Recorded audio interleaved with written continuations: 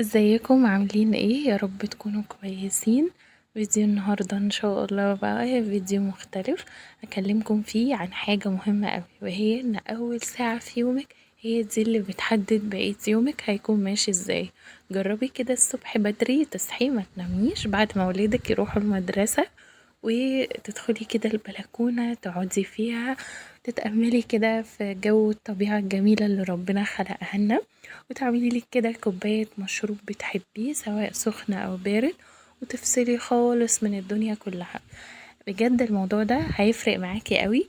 أول حاجة هتحسي طبعا بجو سلام نفسي رهيب، وكمان ريلاكسيشن كده، وكمان هتتحمسي قوي ان انتي تقومي وتتنشطي كده وتخلصي او تبدأي تعملي المهام اللي وراكي بأريحية، من غير ما تحسي ان الدنيا كلها فوق دماغك وان انتي مستعجلة ومش عارفة تبدأي بإيه ولا بإيه. جربوا الموضوع ده وان شاء الله يفرق معاكم كتير. متنسوش بقى تقولوا رأيكم في التعليقات، وتشتركي في القناة لو لسه ما اشتركتيش، ياريت تشتركي دلوقتي وتفعلي الجرس. اشوفكم ان شاء الله في فيديو جديد. مع السلامة.